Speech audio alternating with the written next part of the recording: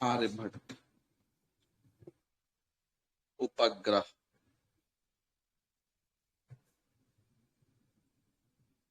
प्रक्षेपण के 50 वर्ष पूर्ण। अब आर्यभट्ट उपग्रह की अगर बात करें हम लोग, तो आर्यभट्ट उपग्रह की जो कहानी है वो भारत की जो गौरव गाथा की शुरुआत है। कैसे जो है जो उपग्रह प्रक्षेपण भारत में शुरू हुआ, शुरुआती कैसी चुनौतियां रही, कैसी असफलताएं सफलताएं रही, जिसके परिणाम स्वरूप आज जो है भारत का जो अंतरिक्ष कार्यक्रम है, उसका जो आज आकार है अंतरिक्ष कार्यक्रम का, जहां पर आज इसरो पहुंचा है, वो आर्यभट्ट का दिया हुआ है। 50 वर्ष पहले हम जहां थे, 50 वर्ष बाद आज की स्थिति यह है कि हम चंद्रमा पर हैं, हम मंगल पर पहुंचने वाले हैं। ये सब नहीं होता अगर आर्यभट्ट पहला कदम नहीं चलता। आर्यभट्ट की एक और विशेष कहानी यह है कि आर्यभट्ट भारत का पहला स्वदेशी उपग्रह, मतलब स्वदेशी उपग्रह था, और इनका नाम आर्यभट्ट रखा गया है जो महान भारतीय गणितज्ञ और खगोल शास्त्री रहे आर्यभट्ट, उनके नाम पर। 5वीं सदी से ये बिलोंग करते हैं। जो आर्यभट्ट उपग्रह हमारा था, पूरा का पूरा उपग्रह का जो डिजाइन था और जो निर्माण था वो स्वदेशी था। और प्रक्षेपण जो है क्षमता उस समय हमारे पास नहीं थी, तो प्रक्षेपण हमने रूस से किया था। सोवियत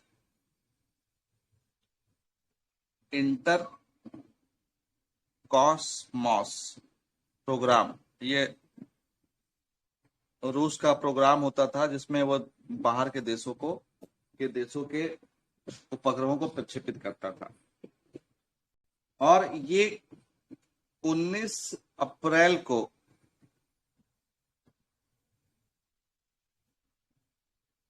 प्रक्षेपित किया गया, यानी 50 वर्ष पहले। और उसका जो प्रक्षेपण किया गया वो रूस में कपुस्तीन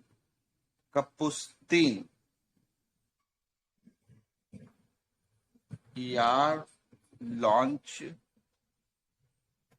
केंद्र है।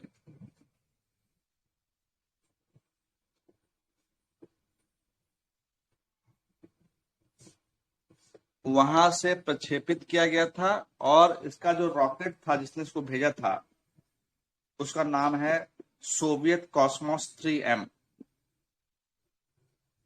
Soviet Cosmos 3M rocket. और इसको हमने भेजा कहां था? इसको भेजा था लोअर अर्थ ऑर्बिट में। अब आप समझ सकते हैं कि रूस की कैसे कितनी भूमिका है भारत के रक्षा प्रौद्योगिकी में, भारत के स्पेस प्रोग्राम में। फिर से बता दें, जैसे हम लोग अपना उपग्रह प्रक्षेपण करते हैं तो उड़ीसा से करते हैं, चांदीपुर से करते हैं, श्रीहरिकोटा से करते हैं, आंध्र प्रदेश से करते हैं, तो वो एक जगह हो गई। ऐसे ही श्रीहरिकोटा हो गया। उसके बाद हम रॉकेट से छोड़ते हैं, तो जैसे PSLV हो गया, GSLV हो गया, वो ये हो गया। और हम भी छोड़ते हैं या लोअर अर्थ ऑर्बिट में या मिडिल अर्थ ऑर्बिट में या GSO में, तो ये है। अब थोड़ी और बात बता दे कि जो आर्यभट्ट था वो बेसिकली एक एक्सपेरिमेंटर और वैज्ञानिक उपग्रह था। और इसका जो लक्ष्य हुआ करता था वो ये था कि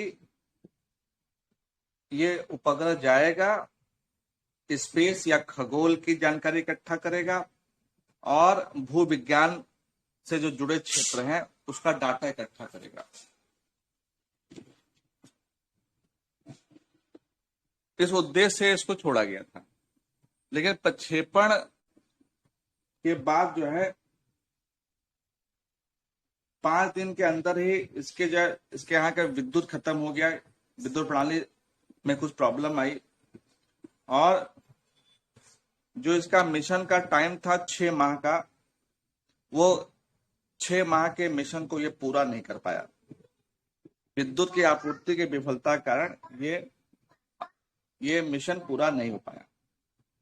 और मार्च 1981 19 अप्रैल 1975 को हमने लॉन्च किया और मार्च 1981 इस समय हमने इससे अंतिम रूप से संपर्क किया था। उसके बाद से ये संपर्क खत्म हो गया और 1992 को 10 फरवरी को 17 वर्षों तक ये चक्कर पृथ्वी कक्षा में घूमता रहा और वायुमंडल में पुनः प्रवेश करके ये नष्ट हो गया।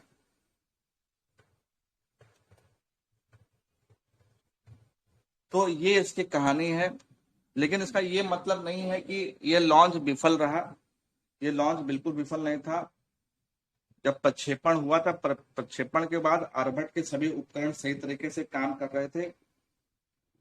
5 दिन वो काम भी किए थे, लेकिन विद्युत प्रणाली में कुछ समस्या आ गई थी। उसमें ऐसा नहीं कि जाते ही वो असफल हो गया, तो उसकी असफलता में भी सफलता छिपी थी, जिसकी वजह से आज हम यहाँ हैं। ये कहानी है आर्यभट्ट उपग्रह की। अब 2025 में हमने इसकी स्वर्ण जयंती मनाई है और इसके अवसर पे हमने ये भी किया है कि नैनीताल का जो खगोली वेधशाला है,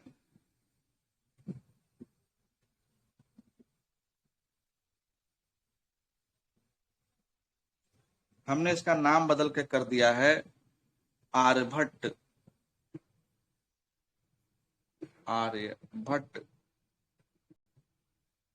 रिसर्च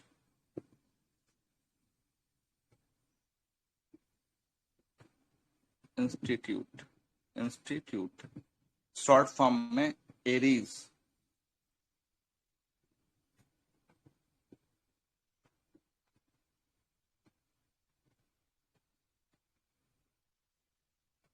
आर्यभट्ट सिर्फ भारत के लिए महत्वपूर्ण नहीं है, ये विश्व के पहले व्यक्ति हैं जो खगोल और स्पेस के क्षेत्र में इतना ज्ञान रखते थे, गणित के क्षेत्र में। तो अंतर्राष्ट्रीय जो खगोलीय संघ है उसने इनके सम्मान में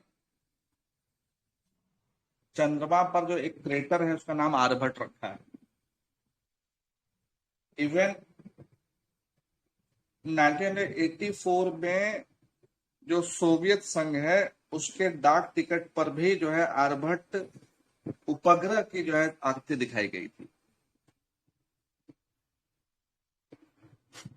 अब थोड़ी और बात करें आर्यभट्ट के बारे में, तो आर्यभट्ट जो परियोजना रही वो इतनी महत्वपूर्ण क्यों है? जो आर्यभट्ट प्रोजेक्ट था, आर्यभट्ट प्रोजेक्ट की जो नींव रखा है उस व्यक्ति का नाम है डॉक्टर विक्रम साराभाई।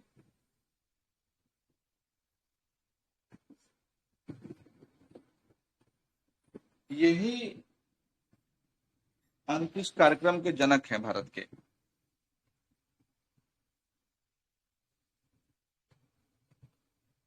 अगर आप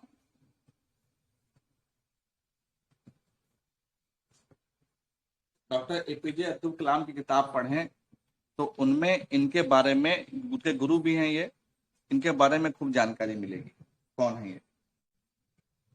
और आर्यभट्ट का जो निर्माण और हमने डिजाइन स्वदेशी किया था, इसको जो निर्माण करता थे आर्यभट्ट के, उनका नाम है U.R. राव। U.R. राव, पूरा नाम बोले तो प्रोफेसर उडुप्पी रामचंद्र राव।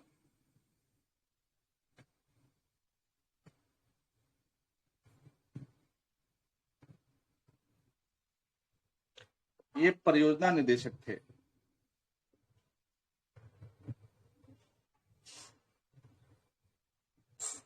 U.R. राव साहब की कहानी ऐसी है कि आर्यभट्ट के अलावा 18 से अधिक उपग्रह का इन्होंने निर्माण किया, और ये भी जो है भारतीय उपग्रह कार्यक्रम के जनक हैं। जहां पे ये अंतरिक्ष कार्यक्रम के जनक हैं, वहां ये भारतीय उपग्रह कार्यक्रम के जनक हैं।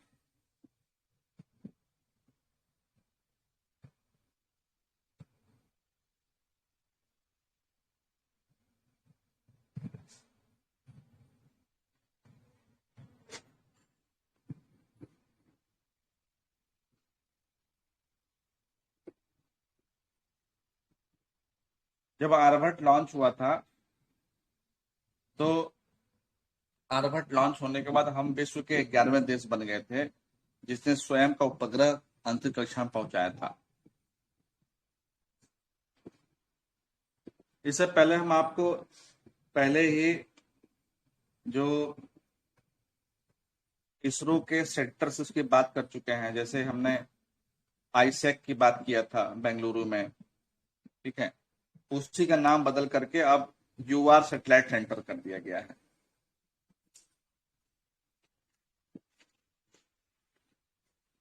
जो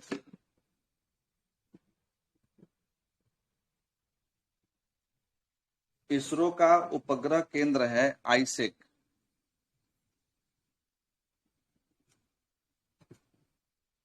उपग्रह केंद्र,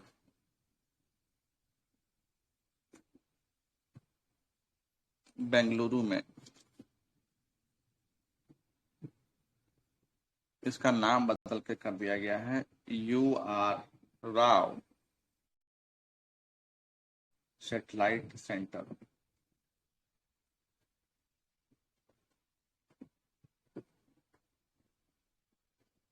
ठीक है।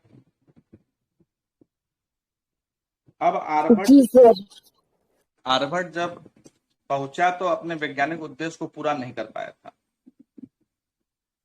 लेकिन फिर भी जो उसकी विफलता है उसको सक्सेसफुल फेल्योर कहा जाता है, सफल विफलता।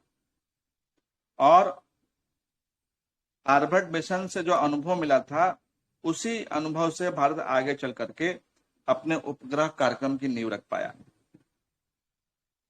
और उसके बाद हम लोगों ने लॉन्च किया भास्कर। हमने भास्कर लॉन्च किया फर्स्ट 1979 में, फिर 1981 में फिर भास्कर 2 लॉन्च किया। फिर हमने रिमोट सेंसिंग सैटेलाइट्स लॉन्च किए, रिमोट सेंसिंग सैटेलाइट्स लॉन्च किए।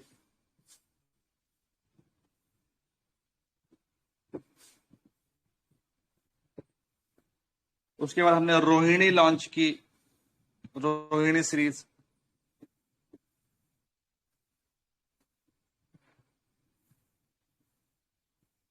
उसके बाद हमने जो है जब 80s आ गया तो हमने इनसेट लॉन्च किया, फिर हमने IRS लॉन्च किया। ये सब लॉन्च नहीं हो पाता अगर आर्यभट्ट नहीं पहुंचा होता। तो इससे क्या हुआ, देश को संचार में, मौसम विज्ञान में, संसाधन मानचित्र में क्रांतिकारी बदलाव देखने को मिला। और 5 दशक के बाद जो बुनियाद रखी गई थी, उससे भारत आज एक मजबूत अंतरिक्ष शक्ति के रूप में उभरा है। क्लियर है? जी सर। आज इतना ही, और आज इसके बाद जो है हम आपको कुछ भेजेंगे, आप कर लेना।